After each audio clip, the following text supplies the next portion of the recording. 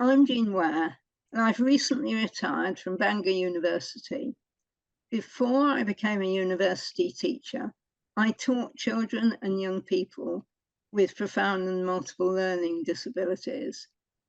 I've done research on interactions between staff and pupils in classes for learners with PMLD and taught on courses for teachers working with these children and young people. I was one of the team working on both the original and the revised editions of the Roots for Learning materials. The Roots for Learning materials use the term learners to refer to the children and young people whose progress is being assessed. And from now on, we're going to be using this term as a convenient shorthand. Hello, my name is Phil Martin. I've spent all my career working with either children or adults with profound and multiple learning disabilities. And the last 14 years of my career was spent as a head teacher in a special school for learners with profound and multiple learning disabilities. Like Jean, I was involved in the development of Roots for Learning, and I also led the revision of the assessment booklet for the revision of the materials in 2020. In this session, we're going to introduce Roots for Learning, which is one of the assessments being used within the Interact project to assess progress. You will all be familiar with how hard it can be to assess the progress of learners with PMLD. Roots for Learning is designed to be used by teachers and other staff who work with these learners. Roots for Learning is not designed as a test, which you administer at one particular time, but as a way of collecting and recording what this learner is doing. As Phil will explain in more detail in a few minutes, the idea behind it is that those working with the learner collect evidence on a day-to-day basis. It's this evidence collected together which you can then look at to assess the learner's progress. All the route map materials are available on Hub, and they are most easily accessed by putting Roots for Learning Hub on whatever search engine you use. Or if you prefer, they can be accessed via the link on the slide. And this is what will come up when you click on that link. You can scroll down this page to see a variety of route map materials. I'm now going to show you a slide of the whole of the route map taken from the PDF that you can see here. Although you may not be able to read the words in the individual boxes easily on this slide, you will notice that every box on the route map is numbered. This is simply for ease of reference. The numbering does not represent an expected or absolute sequence in which the behaviours are likely to be learned. However, the behaviours which are developmentally earlier have on the whole lower numbers. These behaviours appear towards the top of the route map as you're looking at it on the screen, whereas developmentally more advanced behaviours occur towards the bottom. You will also notice that some of the route map boxes are coloured green and some are coloured orange. The orange boxes represent key milestones. You will also have noticed that in the top half of the route map, there are arrows in blue, light blue, pink, and red. These are intended to help practitioners work out where to try and move a learner to from a particular box which they have already acquired. We won't be talking any more about these arrows in this session, as they aren't really relevant to using the route map for assessment purposes. The route map also tries to take account of the fact that many learners with PMLD also have physical or sensory impairments, and we'll be talking a bit more about that later in this session. Just a quick but important note before I hand over to Phil to demonstrate the use of the materials. It's possible that some of you are already familiar with Routes for Learning, but please continue to follow this training session, even if you are. It's really important to use this 2020 version of the route map, even though the changes don't alter the box numbers. These changes mainly result from feedback from practitioners and make the wording of the boxes clearer, which should mean that the assessments made by different practitioners in different settings will be more consistent. The eagle-eyed among you may have noticed that there is no box 8. This is not a mistake. Should you want to read the discussion which led to the decision to take out box 8 when we revised the route map, it can be found with the other routes materials on the Hub website. As you explore the website, you will find that there are a range of other materials to support your use of Routes for Learning. For example, exemplification videos, an interactive route map, and an assessment booklet, plus some training materials. You're going to use Routes for Learning to identify and record what learners can do and any progress they make over the course of the Interact project. And I'm going to try now and give you an overview of how you might begin to do this. And I'd suggest that you start by finding the Routes for Learning Hub page, which Jean has already shown you.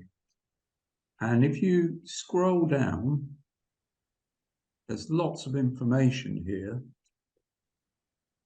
Further down, you'll find a link to the interactive version of the route map. And we're going to have a look at that first.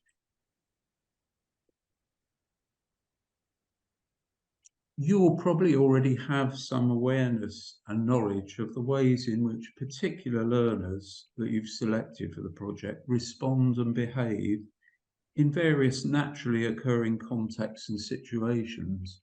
So in a school, your curriculum gives you lots of opportunities for experiences and activities where you can observe the kinds of responses that learners make. And if you're a parent, you'll probably be doing similar routine things that repeat over the course of time, whether it's in the house or out and about, in the shops, in the park, and so on. And these are all opportunities to gather evidence for Routes for Learning. And with a particular learner in mind, we suggest you go to the website, look for the interactive route map, and think about a particular thing that one of your, you've observed one of your learners doing. So I'm going to give you an example now. In a school, a learner has been in the dark room and you've moved a lighted object across their field of view and they've moved their heads apparently to follow it. So I think if you look through the different boxes you can see on the interactive route map, it'll be quickly clear that briefly follows a moving stimulus, box 10, is probably a good candidate for looking at in more detail. And you can do this by clicking on the box. When you do so, you'll be given further information that will help you to identify whether what you've seen the youngster doing is actually appropriate or not to this box. So it tells you what to look for. It gives you a piece of video which you can look at. And I think without even showing this piece of video, you can see that this is a learner who's looking at a lighted object in a dark room. You'll also see two examples that are narrative.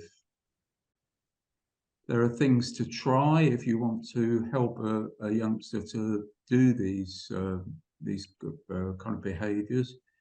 And a very important section is about distinguishing this step from others. So you can look and see whether what's specified here fits what you've observed or not. There are some teaching strategies if you want to try and help a youngster to reach the stage where they are doing this.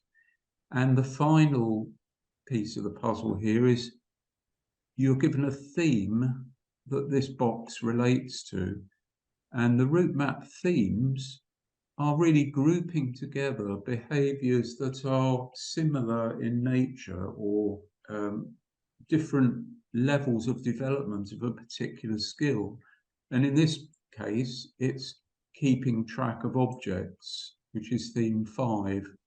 So I'm just going to briefly show you that if you close that box, go back to the interactive route map, go back to the main web page for Routes for Learning and scroll down a little further, you'll find the themes are here. So theme 5, keeping track of objects.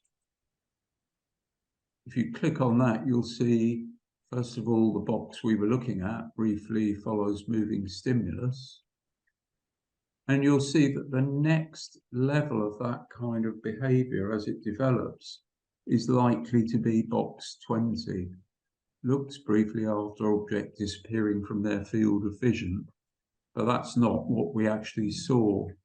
But it's useful to be able to check that the box you think it is the correct level, if you like, in the development of that skill. So you can use the interactive route map to explore routes for learning. And you can do it by thinking about a particular learner and something that you've noticed them doing. Another way of getting to know the route map is to think about the boxes themselves on the route map. Go to a particular box and see if you can think of any learners who might be exhibiting those kinds of behaviours. And you can improve your understanding of the route map. And it will help you to become more focused in your observations and better at facilitating learners' responses.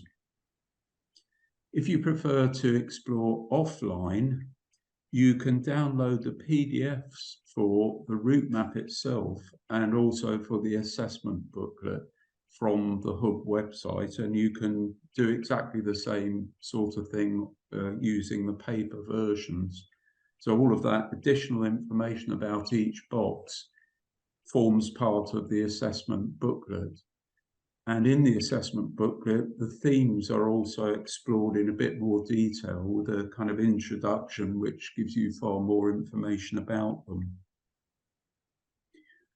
To go further with Routes for Learning, I think you'll soon find that you need to gather further information and to record your observations more systematically. If you're in a school and you're working as part of a class team, you may already keep a diary or another way of recording examples of what the different learners have done throughout the day.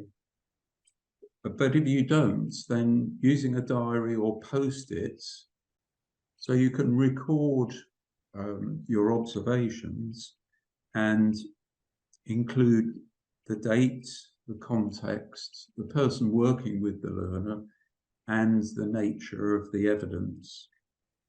Here's an example of a post-it. about a learner called Gilbert. You can see the dates and in brackets the initials of the member of staff who was working with him. So Gilbert closely watches the moving picture on a touchscreen. He activates it by tapping the screen with either hand, and he continues to do this even when the musical or visual reward is playing.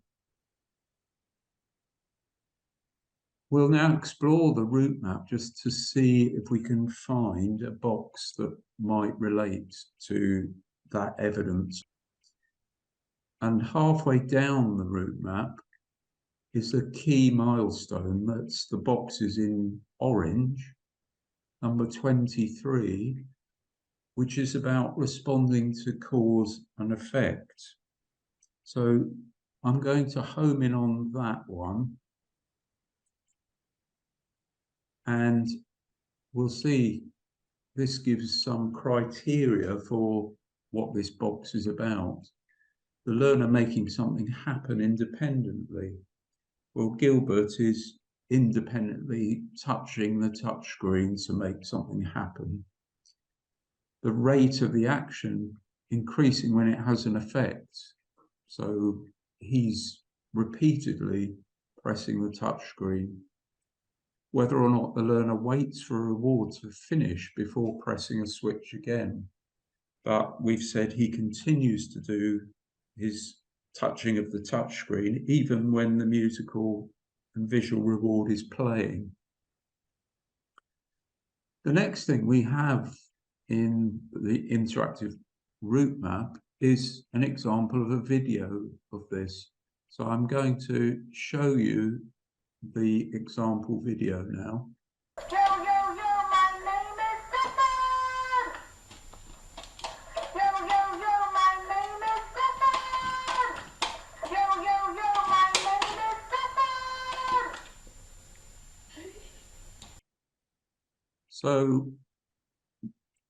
if we look at that behavior in more detail, using the distinguishing this step from others, you'll see what applies and what doesn't.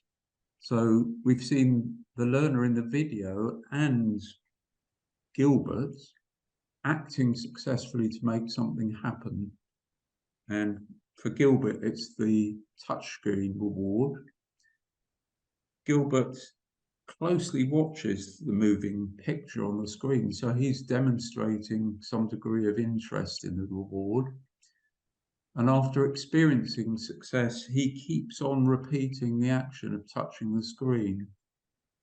And his actions don't seem to be coinciding, or don't seem to coincide in timing with the reward ending. And he keeps on doing it all the time. And you've seen the same in the video example as well. So this is a good fit for the evidence we've got for Gilbert. At the bottom, you'll see that this box is part of theme 9. And if you explore theme 9, you'll see that the next box in the sequence is also a key milestone, number 26. And we'll just have a quick look at that to show why the evidence for Gilbert isn't appropriate for that box. So let's go down to the distinguishing this step from others. The critical difference is that in box 26, the learner only repeats their action when the reward has finished, and that's clearly not what we saw with Gilbert. So when you've explored the interactive route map, you've looked at a box and you've found one which seems to match well to the evidence that you've gathered, you could mark the box number on your record. And that will enable you to begin to collect evidence, multiple pieces of evidence for particular boxes, and to sort your evidence into those boxes. We're going to look at another video clip now.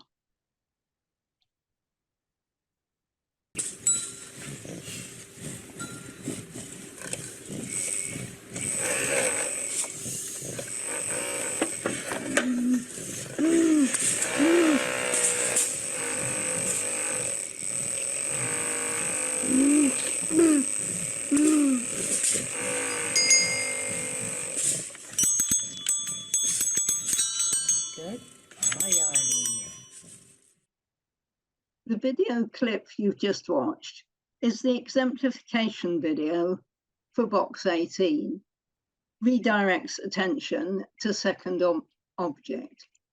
But there are two other boxes for which you might also think it was evidence. Pause the training video here and look at the route map. When you've identified another box for which you think the clip you've just seen might be evidence, start the training video again. You may have identified box 25, changes behaviour in response to an interesting event nearby, or box 29, looks backwards and forwards between two objects, knows two objects are present as possibilities. Now look at this video clip.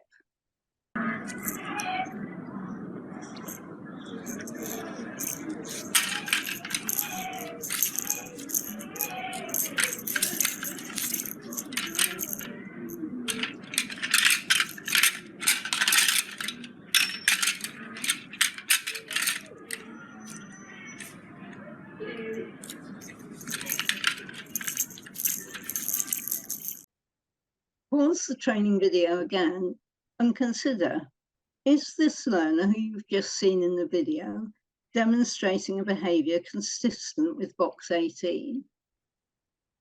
Is there any other box that her behaviour might be consistent with?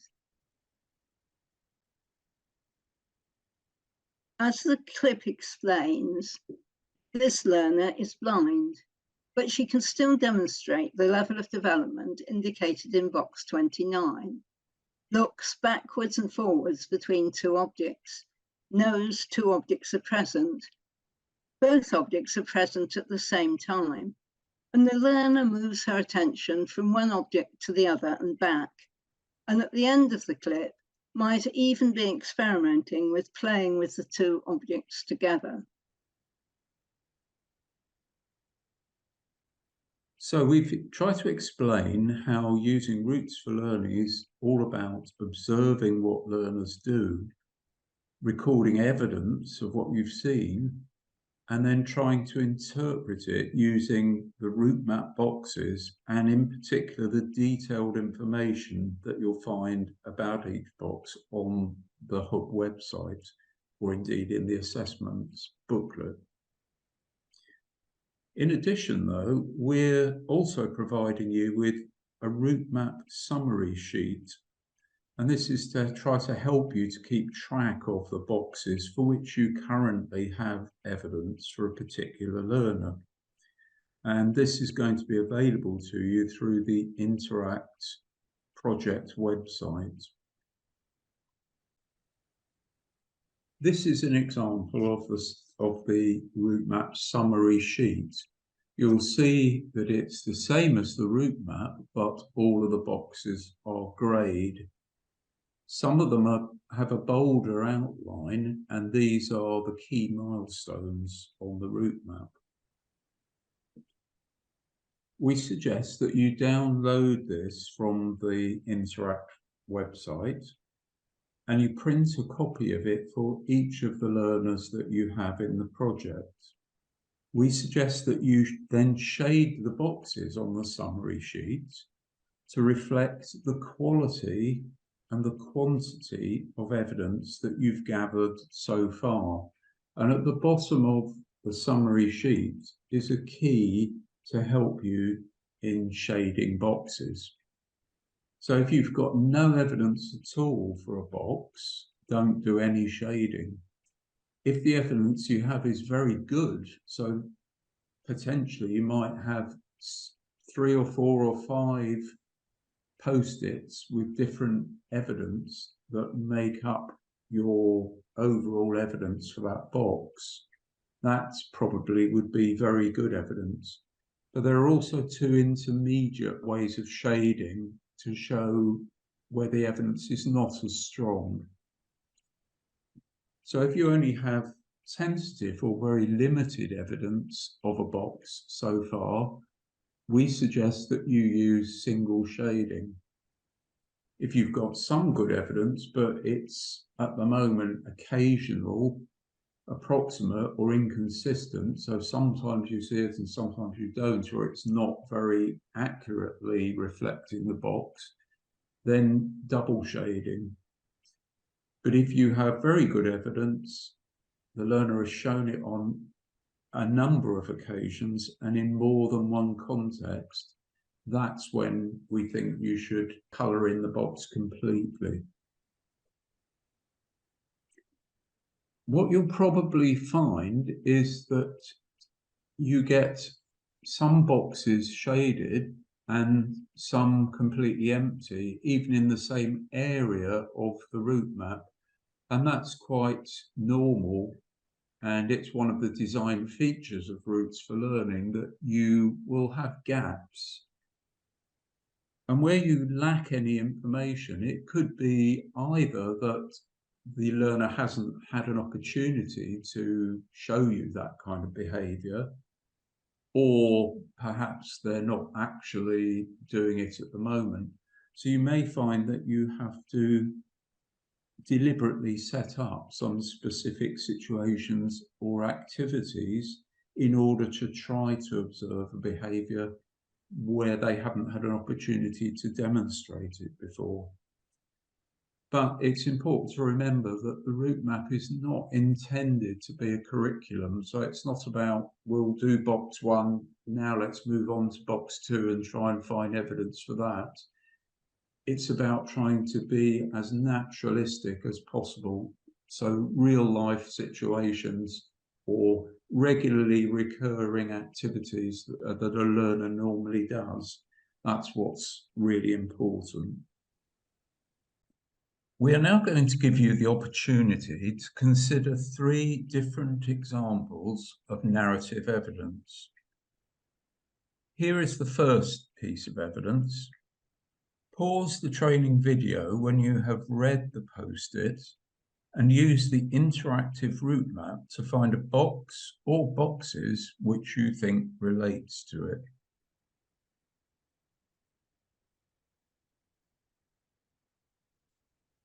In fact, this is what was recorded for the example which we spoke about earlier, tracking in a darkroom. Here is a second example. Pause the training video as before.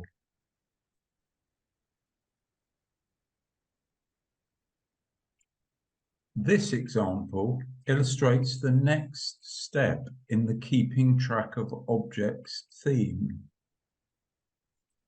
Here is the detailed information about box 20, this time from the Routes for Learning assessment booklet. The key difference between box 20 and box 10 is shown highlighted here.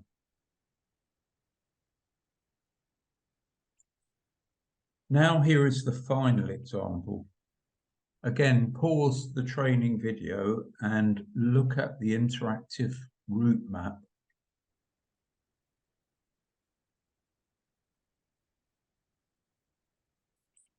For this piece of evidence, you may have identified box 7, supported one-to-one turn-taking, and there is certainly a good deal of structure supporting the learner's response, as in the highlighted parts. But it's well worth looking at the themes within the assessment booklet.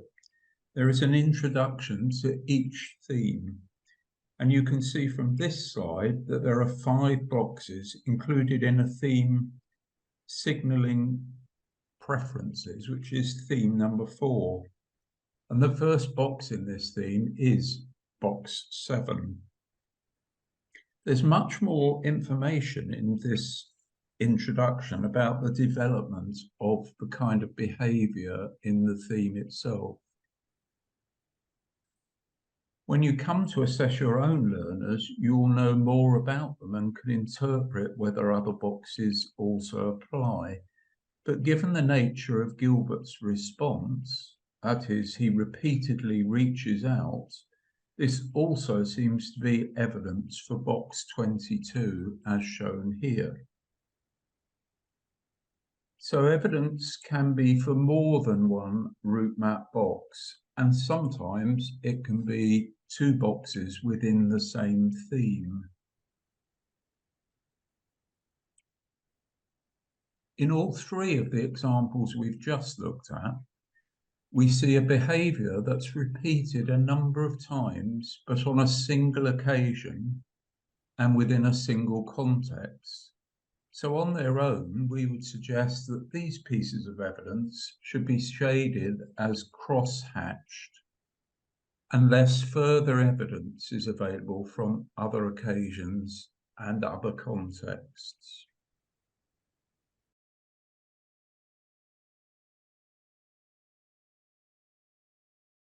The way Routes to Learning is designed, assessment isn't carried out at one point in time by testing. Rather, evidence is gathered on an ongoing basis over a period of weeks and months, recording the learner's behaviours as they occur. Phil showed you an example earlier of what this might look like, but for the Interact project, you need to take the baseline measure within the next short period of time. And you may not have the evidence, and certainly may not have the evidence in one of the formats we've been suggesting for Routes to Learning. But you probably do have evidence of the achievements of each of your learners up to this point. By now, they'll have been with you from at least the beginning of September, and you may well have either known them for longer than that, or have had records passed on to you by a previous teacher. So the first step is to look at what evidence you do have. For example, many one-page profiles include things that the learner likes, and perhaps things they dislike too. If the record also includes how people know whether the learner likes or dislikes something, you may be able to shade in some boxes on the route map summary sheet from this information. If you can't do it at this point, a few inquiries of other staff and from parents and other people should enable you to establish how the learner shows like and dislike. If it's clear from this that the learner responds differently to different stimuli, you may be in a position to shade in some of the route map boxes. For example, 1, 3, 6, 9, 11, or 12. Let's have a look at that on the interactive route map now. We can see from this that several boxes have at least one piece of evidence relating to them in all probability. So box 1 notices stimuli. It wouldn't be possible for the learner to respond with like or dislike unless they'd noticed the stimulus in some way. In the same way, responds to very obvious stimulus.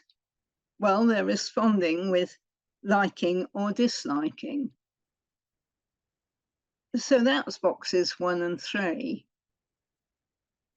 You might also have evidence, as I said, for box 12, responds differently to different stimuli. And then again, to box 9, responds consistently to one stimulus. But you need to proceed cautiously unless there's evidence that the learner is responding consistently, which means on more than one occasion, to the thing they're said to like or dislike. We can't credit box 9, although there may be the beginnings of some evidence. So you always need to be cautious about what you're crediting, and only credit with full shading very good evidence if you're absolutely sure that that's what you've got. And an important thing to do here is to look at the descriptions on the interactive route map. So if we look at box 12, for example, you can see there's a description of what you should be looking for. Then we can look at the video. We will see a good example of one learner responding to different stimuli in different ways.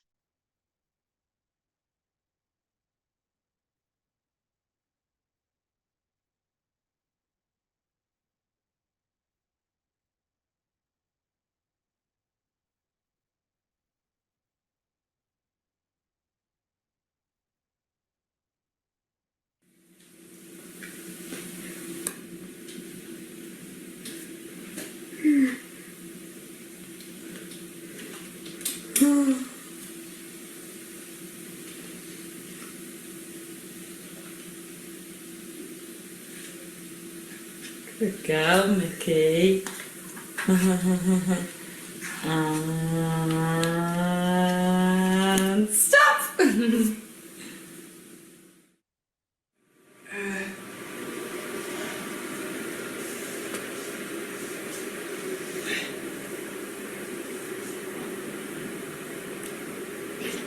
Mickey want more?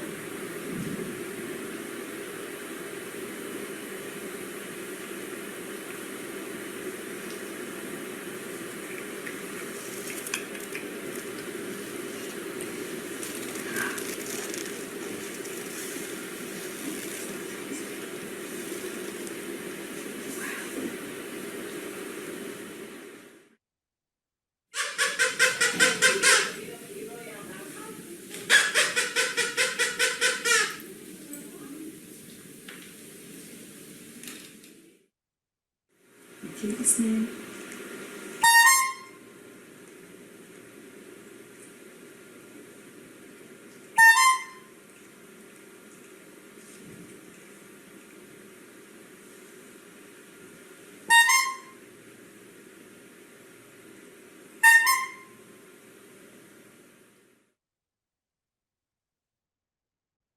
It's evidence of this sort that you're looking for in order to be able to say that the learner has achieved box 12.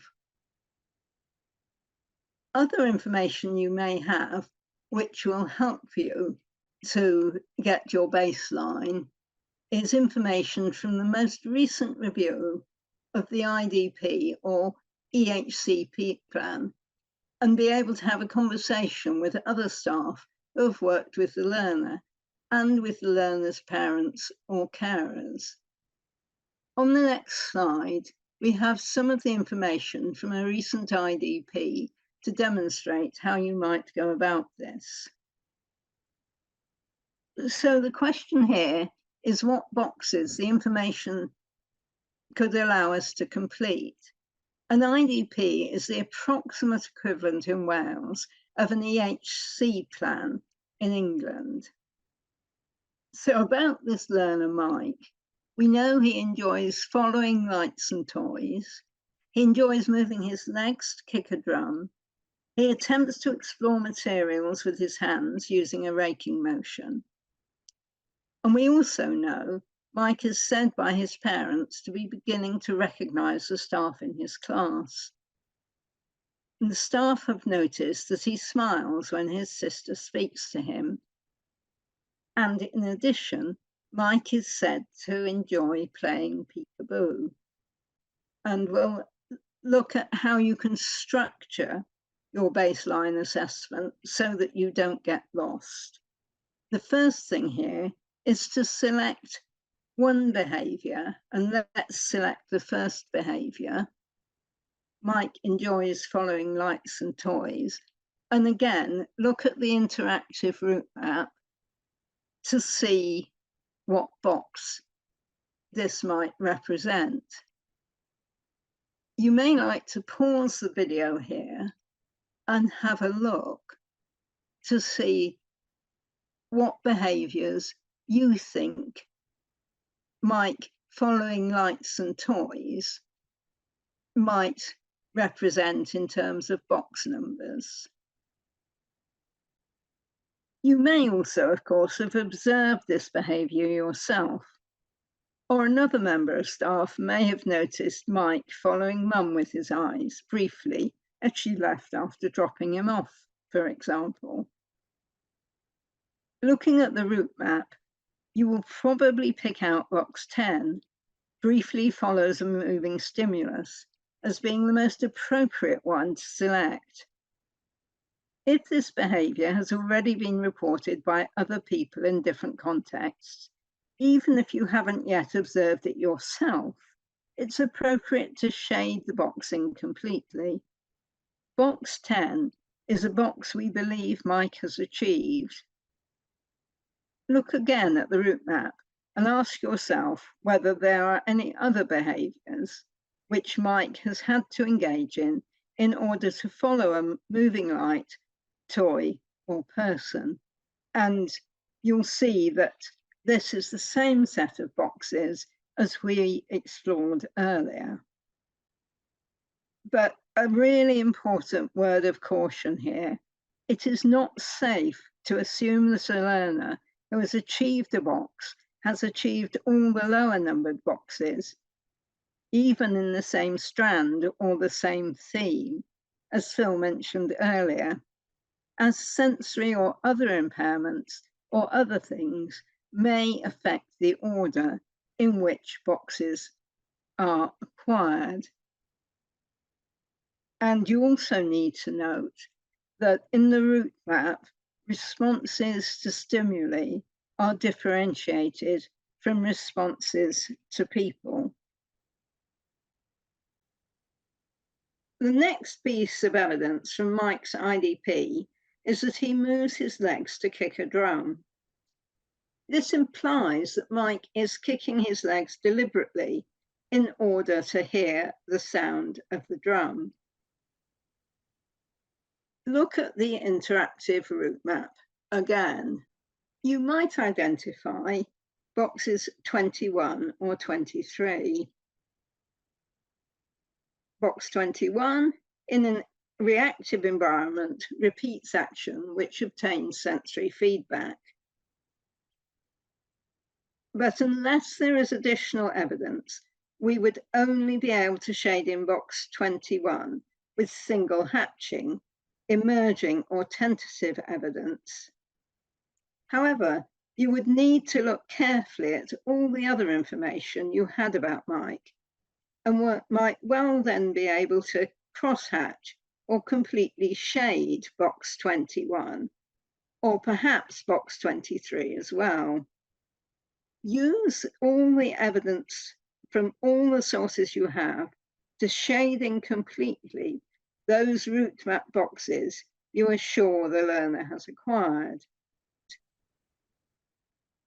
In Mike's case, we also know that he is beginning to explore materials with his hands using a raking motion. This might be evidence for box 24, or depending on the situation, it might be further evidence for box 21. Unless we have more detail than is given in Mike's one-page profile or IDP, we would need to set up a situation where we could observe Mike with a variety of materials in order to work out which boxes you are sure you have evidence for. Perhaps, for example, another sound-making item for him to kick, and a variety of different materials for him to explore with his hands. You might then be able to decide whether he's only responding in a reactive environment, box 21, or whether he's actively exploring materials in an everyday environment, box 24. Now, I want to summarize that in terms of the steps you need to carry out in order to complete your baseline route map. Make a note of any behaviours the learner is reported to have and look to see if these behaviours appear to fit with particular boxes. Read or watch the supporting evidence on Hub and decide how sure you are that this behaviour fits that box. Then look through the behaviours you've noticed and see if there is anything else which appears to fit that particular box. Go on to the next behaviour on the list and continue this process until you are sure that you have accounted for all the behaviours. Look at your completed baseline route map and see if there are any boxes which have several different pieces of good quality evidence. If you have several pieces of good evidence for any box, shade that box completely. Now look at the other boxes and decide whether what you have is tentative evidence, single hatching, or some good evidence, but not enough for shading completely, cross-hatching. I'm sure all this sounds very long-winded, but in practice, you may well have much useful evidence available already, and it's only for comparatively few boxes that even for the baseline, you will need to go through this process. And if you do, the assessment booklet has some useful suggestions for activities you might try. You are very unlikely to have to do this for the assessments at 39 or 52 weeks, as you should have been gathering evidence during the year.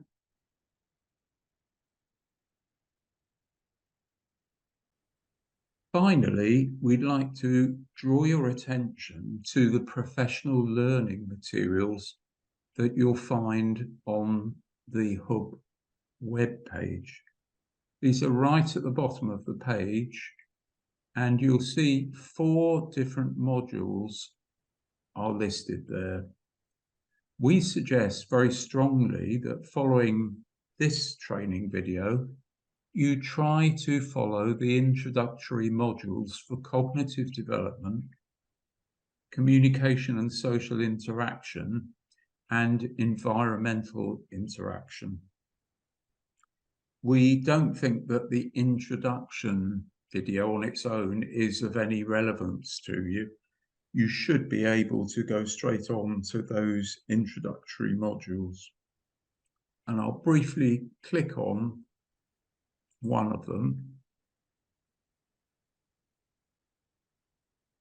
And you'll see that this is a kind of slideshow you can follow, and there are lots of activities here, as well as lots of additional information, which will introduce you to the 3 strands that exist within the route map.